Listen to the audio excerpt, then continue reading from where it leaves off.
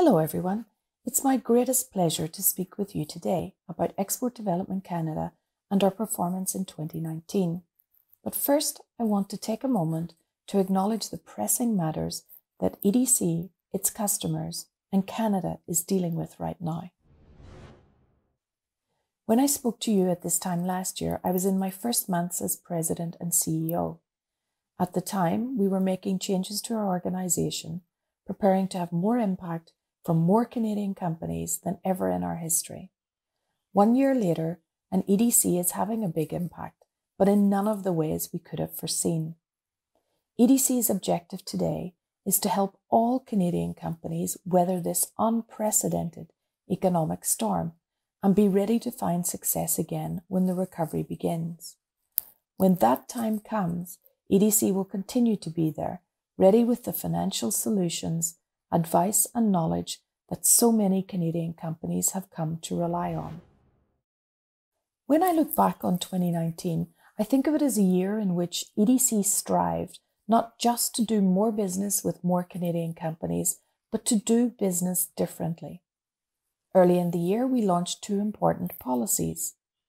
Our human rights policy provides essential clarity to our customers and partners on where we stand on human rights for all of our transactions in every industry and in all markets. And our new climate change policy commits EDC to measuring, monitoring and disclosing climate-related risks and opportunities.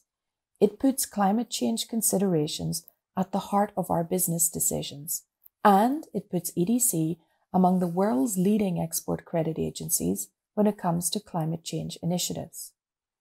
We also committed to greater transparency by revising our transparency and disclosure policy to become even more open, clear and responsive to the needs of Canadians and our stakeholders.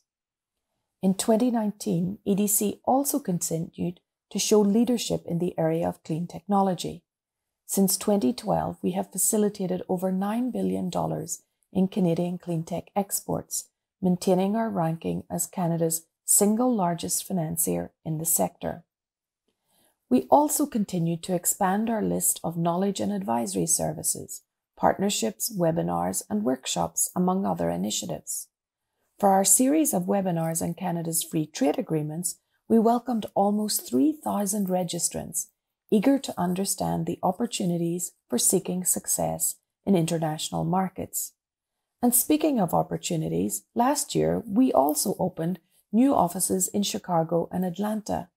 This brings the total number of our foreign representations to 21 and gives Canadian businesses greater access to 2 of the richest and most dynamic regions in the US.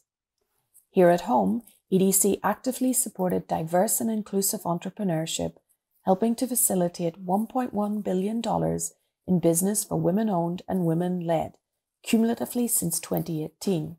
Throughout the same period, we helped 381 women-owned and women-led companies. 2019 was also a year of 2 important milestones. EDC celebrated its 75th birthday and set a new record for our customer count of 16,807 Canadian companies. We did this with creative new solutions and partnerships by understanding the needs of the international marketplace and of our customers. Today, we are using that same creativity and mobilizing those partnerships and that understanding to help our customers navigate an extraordinary moment for Canada and the world. I'm proud of what we achieved last year, just as I am so very proud of what we are accomplishing during the COVID-19 crisis, stepping up and making a difference for Canada. This annual public meeting is a valuable exercise for EDC. It's an important source for the kind of information and feedback that we need to do our job. It helps us connect with you, our stakeholders and the general public, and those connections make us better. What you think of what we do and how we do it really matters. We look forward to your ideas, your questions, and your comments.